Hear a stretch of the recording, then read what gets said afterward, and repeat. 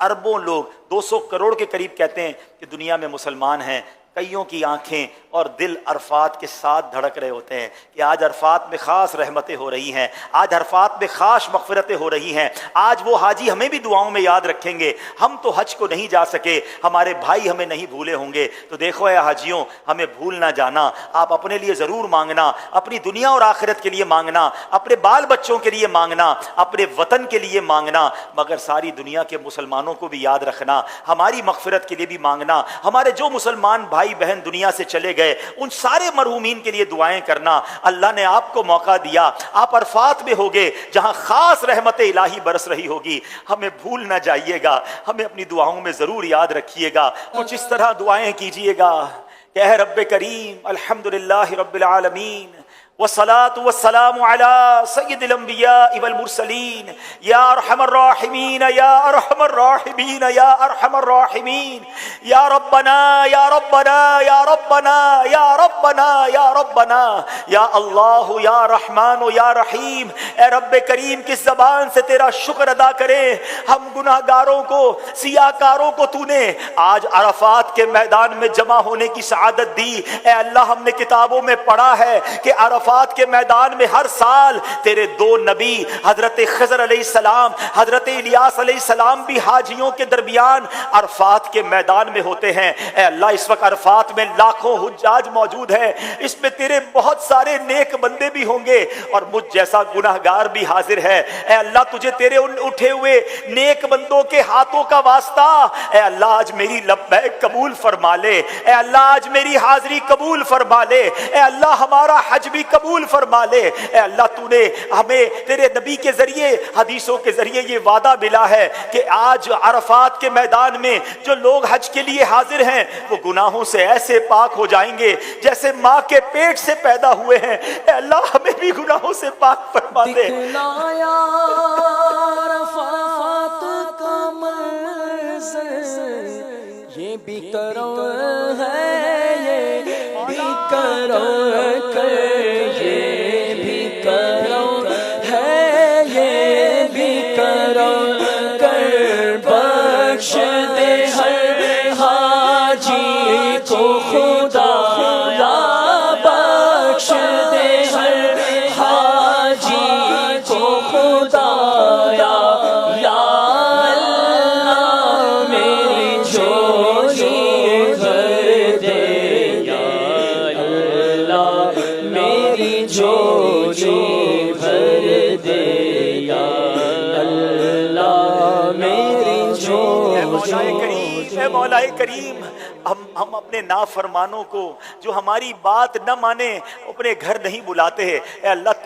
تیری مہربانی، تیرا شکریہ کہ مجھ جیسے نافرمان جس نے زندگی بھر تیری نافرمانیاں کی، تو نے اپنا گھر بھی دکھایا، کعبہ بھی دکھایا، طواف کی سعادت بھی دی اور آج عرفات کے میدان میں بھی بلا لیا۔ اے اللہ یہ تیری مہربانی، تیرے کرم کا شکریہ۔ اے مولا بلا لیا ہے تو آج مغفرت کی خیرات بھی عطا فرما دے۔ اے اللہ میرے سارے صغیرہ کبیرہ گناہ معاف فرما، میری بھی مغفرت فرما، میرے ماں باپ کی بھی مغفرت فرما، میرے بھائی بہنوں کو بھی بخش دے۔ اے اللہ آقا کی ساری امت کی بخشش فرما دے۔ اے اللہ بہت گناہ لے کر آیا ہوں، گناہوں کا انبار سر پر ہے۔ اے اللہ اب بقیہ زندگی گناہوں سے بچ کر گزارنے کی توفیق عطا کر دے۔ اے اللہ مجھے 5 وقت کا نمازی بنا دے۔ اے اللہ تجھ سے وعدہ کرتا ہوں کہ تو نے ایسی مہربانی کی ہے کہ کروڑوں لوگ ترس رہے ہیں، تو نے مجھ جیسے گناہگار کو بلایا ہے۔ اے اللہ اب میں تیری نافرمانی نہیں کروں گا، اے اللہ اب میں تیری فرما برداری والی زندگی گزاروں گا،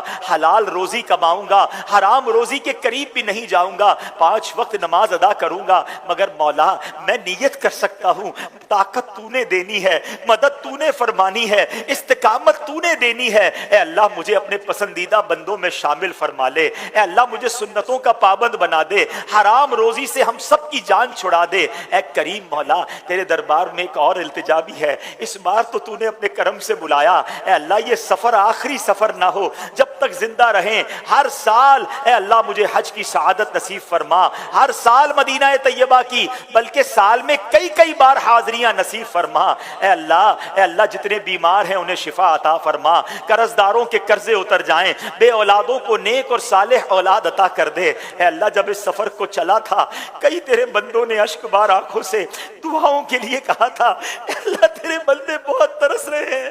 تیرے بندے بہت تڑپ رہے ہیں، اے اللہ جو تڑپ رہے ہیں، جو ترس رہے ہیں، جو مچل رہے ہیں، اے اللہ انہیں بھی کعبہ دکھا دے، انہیں بھی حج کی سعادت عطا کر دے، آئندہ سال انہیں بھی عرفات کی حاضری عطا فرما، بار بار انہیں بھی مدینہ دکھا دے، اے اللہ ہمارے وطن عزیز پاکستان کی بھی خیر فرما، ساری دنیا کے مسلمانوں کی خیر فرما، عالم اسلام کا بول بالا فرما، اے اللہ میری جان، مال، عزت، آبرو، دین اور ایمان، آل اور اولاد کی حفاظت فرما، اے اللہ ہماری دعوت اسلامی کی خیر فرما، ترقیاں اور عروج عطا فرما، ہمارے امیر اہل سنت کی خیر فرما، تمام علماء اور مشائخ اہل سنت کی خیر فرما۔ بس میرے پیارے اسلامی بھائیوں کچھ اس انداز سے مانگتے رہیے گا۔ یہ بھی بتا دوں کہ اللہ کی بارگاہ میں دعا ضروری نہیں عربی میں مانگی جائے، اچھی بات ہے اگر عربی کی دعائیں یاد ہوں، ورنہ اردو میں بھی، بلکہ آپ اپنی مادری زبان میں بھی دعائیں مانگ سکتے ہیں، بس کسی بھی زبان میں مانگیے، وہ تو دلوں کے حال بھی جانتا ہے، بس مانگتے رہیے گا۔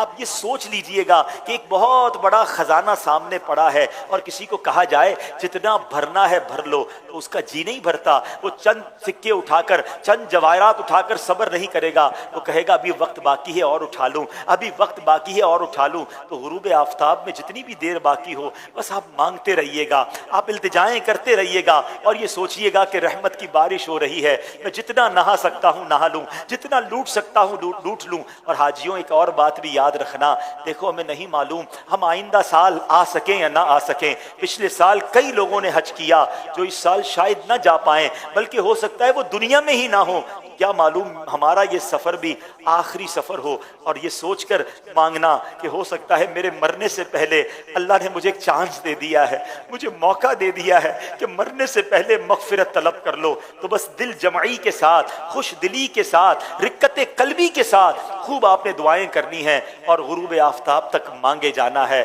اللہ ہم سب کی دعاؤں کو قبول فرمائے، جو وہاں موجود ہوں اللہ سب کی دعاؤں کو قبول فرمائے اور ان دعاؤں میں